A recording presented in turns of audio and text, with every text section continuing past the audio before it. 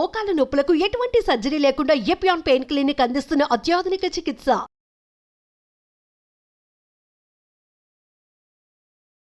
Welcome to Suman TV. నేను మీ నవీన్. కొద్దిమంది weight loss అవ్వడం కోసము ఉదయాన్నే వారి బ్రేక్ఫాస్ట్ని స్కిప్ చేస్తూ ఉంటారు. అసలు బ్రేక్ఫాస్ట్ స్కిప్ చేయడం వల్ల నిజంగానే వెయిట్ లాస్ అవుతామా? సో దీనివల్ల ఇంకా ఏమైనా ఇంటర్లింక్ డిసీజెస్ ఏమైనా వస్తాయా? వీటి గురించి తెలుసుకుందాం. ప్రస్తుతం మనతో ప్రముఖ జనరల్ ఫిజిషియన్ డాక్టర్ రాజేష్ గారు ఉన్నారు. హాయ్ సార్, నమస్తే అండి. నమస్తే సార్, చాలామంది మేము వెయిట్ లాస్ అవ్వాలి, చాలా ఓవర్ వెయిట్ ఉన్నాము, ఎట్లాగో మా బాడీలో ఫ్యాట్ ఎక్కువ ఉంది కదా, దాన్ని కరిగించేయాలని చెప్పేసి ఉదయాన్నే టిఫిన్ చేయరు. వాళ్ళు అంటే ఏదైనా ఎనీ బ్రేక్ఫాస్ట్ అది చేయరు. ఇట్లా చేయకపోవడం వల్ల వాళ్ళు నిజంగా వెయిట్ లాస్ అవుతారండి? సో బేసిక్లీ బాడీలో system, hormonal regulation, metabolic rate, activity, okay, ఇవన్నీ కనెక్టెడ్. సో బ్రేక్ఫాస్ట్ అనేది చాలా క్రూషియల్ రోల్ ప్లే చేస్తుంది. ఎలా అంటే బాడీలో ఏవైతే జీవక్రియలు జరగాలో వాటిని యాక్టివేట్ చేసే ప్రక్రియ బ్రేక్ ద ఫాస్ట్.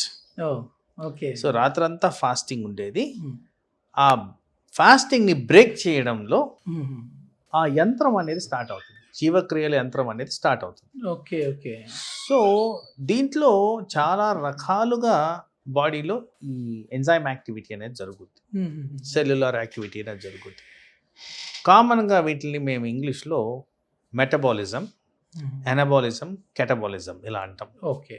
ఈ ప్రక్రియలన్నీ జరగాలంటే దీనికి ఒక ఇగ్నిషన్ బటన్ నొక్కితేనే అవన్నీ స్టార్ట్ అవుతాయి. సో అవి స్టార్ట్ కావడానికి బ్రేక్ఫాస్ట్ అనేది కరెక్ట్. బ్రేక్ఫాస్ట్ చేయాలి. ఎంత అర్లీగా బ్రేక్ఫాస్ట్ చేస్తే, మనం పురాణాలు తిరిగేస్తే అసలు ఎప్పుడు తినమన్నారు? దేవుడికి నైవేద్యం పెట్టి తినమన్నారు. Okay okay. సో సూర్యోదయంతో పాటు పూజ చేసి దేవుడికి నైవేద్యం పెట్టి ఆ నైవేద్యం మీరు తినాలి. ఇది సిస్టమ్గా.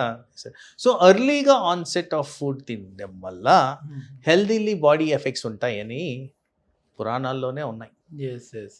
తర్వాత సూర్యుడు అస్తమించే లోపల ఫుడ్ తినేయమని చెప్పేవారు. డిన్నర్ అయిపోవాలి. So early dinner also.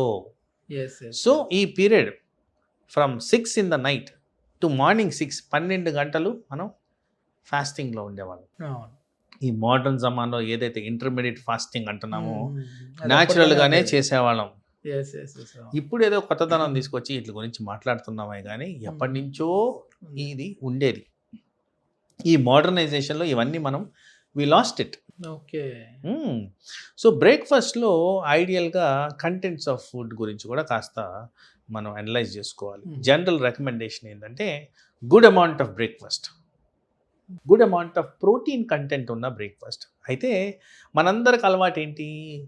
దోశలు, ఇడ్లీలు, పూరీలు, ఉప్మాలు, పొంగళ్ళు ఇలాంటివి ఎక్కువగా తింటాం. ఇట్లన్నిటిలో కామన్ పాయింట్ చూస్తే రైస్. రైస్ కొద్దిగా హానికరంగా బాడీకి తయారైంది ఈ మధ్యకాలంలో, ఎందుకంటే మన క్యాలరీ కన్సంప్షన్ పెరిగిపోయింది కాబట్టి. సో రైస్ని ఎంత తక్కువ తీసుకుంటే అంత మంచిది. సో ఐడియల్ రికమెండేషన్ మార్నింగ్ బ్రేక్ఫాస్ట్కి మిల్లెట్స్, రాగులు, సజ్జలు, జొన్నలు ఇలాంటి వాటితో తయారు చేసిన ఎనీ కైండ్ ఆఫ్ మిశ్రమం మన టాలెంట్ బట్టి వీటితో కూడా దోశలు చేసుకోవచ్చు, వీటితో కూడా ఉప్మా చేసుకోవచ్చు, ఇడ్లీలు చేసుకోవచ్చు. ఏ రకమైన ఫుడ్ కావాలంటే ఆ ఫుడ్ చేసుకుంటే వీటిల్లో ఉన్నది ఏంటంటే కార్బోహైడ్రేటే ఉంది, కానీ దీంట్లో ఫైబర్ కంటెంట్ ఎక్కువ ఉంటుంది, మినరల్స్ ఎక్కువగా ఉంటున్నాయి. సో వీటి కారణంగా ఏమవుతుంది? హెల్తీ బెనిఫిట్స్ చూసుకుంటే పోషకాహారాలు విలువలు ఎక్కువ ఉన్న సబ్స్టెన్సెస్ కింద మిల్లెట్స్ని గుర్తించారు. ఫైబర్ కంటెంట్, ఇది కూడా సాల్యుబుల్ కార్బోహైడ్రేట్ ఫైబర్ కంటెంట్ బెటర్గా ఉంటుందని కూడా గమనించారు. సో ఇవన్నీ ఏంటంటే మేము ఎప్పుడు రికమెండ్ చేస్తున్న ఫుడ్స్ ఇలాంటివి తీసుకోండి, ఇది మంచిది మనకి. వీటి కారణంగా ఏమవుతుంది? త్వరగా జీర్ణం కాదు, త్వరగా ఆకలేదు. ఆ యంత్రం ఏదైతే స్టార్ట్ చేసామో ఆ యంత్రము జరుగుతూనే ఉంటుంది కాబట్టి క్యాలరీ బర్నింగ్ కెపాసిటీ అనేది ఇంప్రూవ్ అవుతుంది.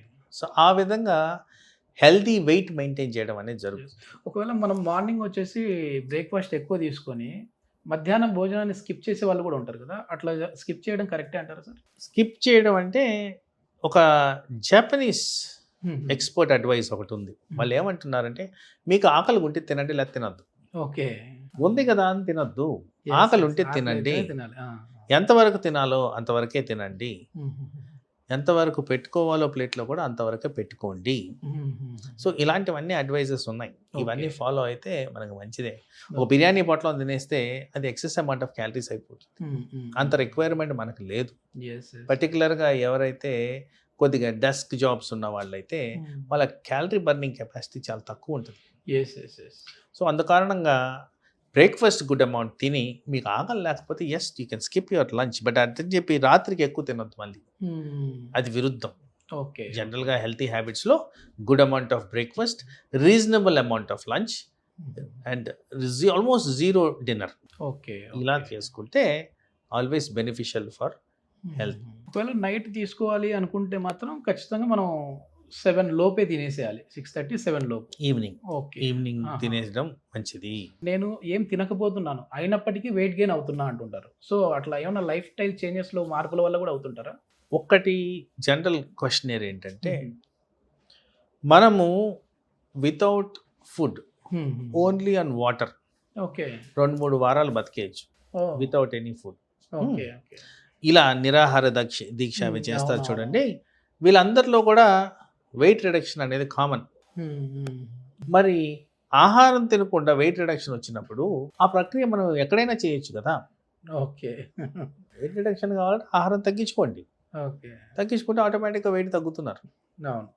సో మన రిక్వైర్మెంట్ బట్టి మన కెపాసిటీ బట్టి తినడం అనేది కరెక్ట్. ఓవర్ ఈటింగ్ చేసిన దానివల్ల ఏమవుతుందంటే ఆ ఎక్సెస్ అమౌంట్ ఆఫ్ క్యాలరీస్ ఫ్యాట్గా కన్వర్ట్ అయిపోయి ఊబకాయానికి దారితీయడం, దానివల్ల అనర్థాలు, షుగరు, బీపీ, కొలెస్ట్రాల్, వివిధ రకాల సమస్యలు ఇవన్నీ వస్తున్నాయి. మొత్తానికి బ్రేక్ఫాస్ట్ స్కిప్ చేస్తేనే ఇంకా లావ్ అవుతారు. డెఫినెట్గా శాస్త్రం పరంగా చూసినా కానీ మనం ప్రాక్టికల్గా అప్లై చేసి చూసినా కానీ ఎవరైతే బ్రేక్ఫాస్ట్ తింటారో జనరల్గా ఊబకాయానికి ఎక్కువగా దారితీయడం గమనించుంటారు.